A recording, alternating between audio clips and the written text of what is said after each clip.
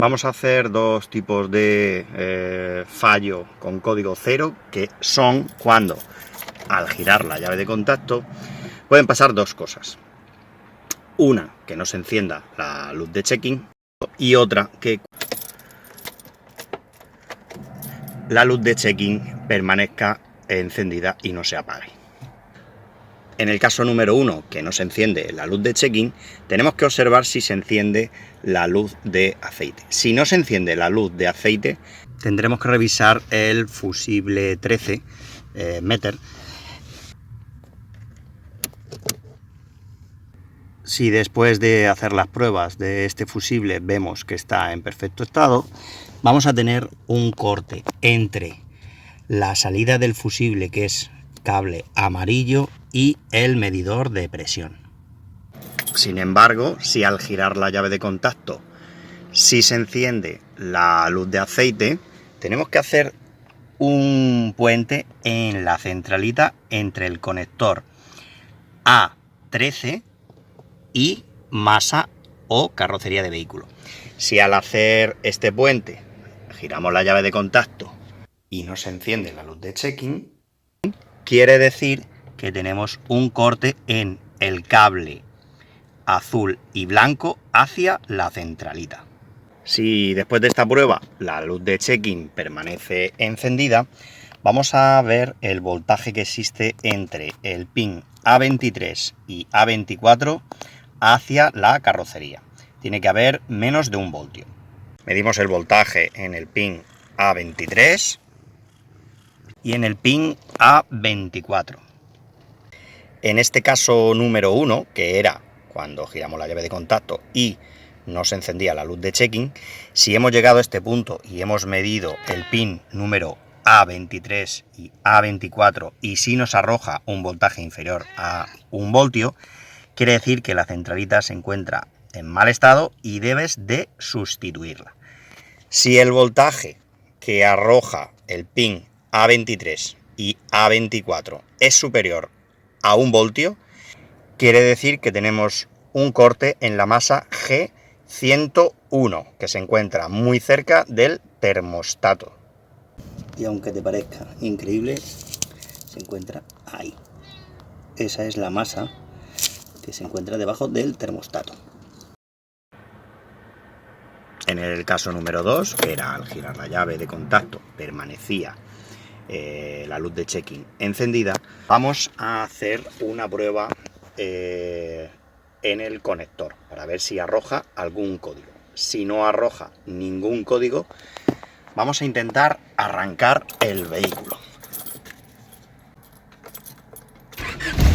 Si el vehículo arranca y la luz de checking permanece encendida, apagamos el motor. Nos iremos a la centralita a medir el voltaje entre el pin D21 y D4. Con la llave de contacto puesta, debe de arrojar un voltaje cerca a 5 voltios. Si este voltaje no apareciera, quiere decir que tienes un corte entre el cable marrón y blanco que va hacia la centralita de AT, el 4WS o el conector de servicio que da los códigos de checking. Si te aparece este voltaje, vamos a conectar el clip al conector de servicio. Si una vez que hemos hecho el puente en el conector de servicio arroja o sigue arrojando 5 voltios en la medición, tienes un corte o en el conector D4 o en el conector D21, con lo que tiene que desaparecer este voltaje. Quitamos el conector, quitamos la llave de contacto y desconectamos el terminal A.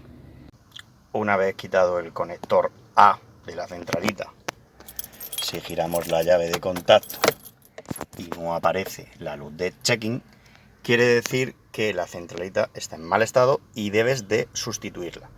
Sin embargo, si aparece la luz de checking en el salpicadero, tienes un cortocircuito a masa en el cable azul y blanco del terminal A13.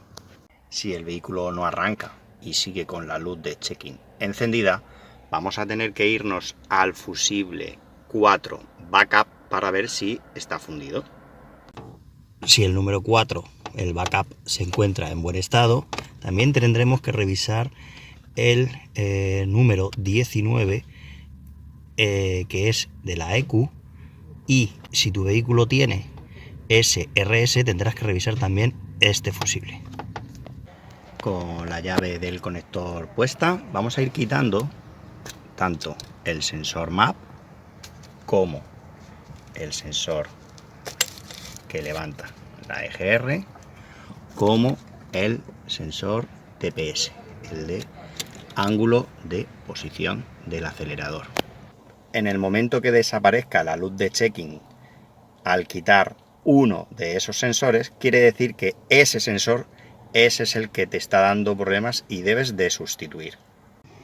Si al quitar los sensores MAP, el sensor de EGR o el sensor de ángulo de posición de la mariposa, no se apaga la luz de checking, quitamos el contacto y desconectamos el conector D.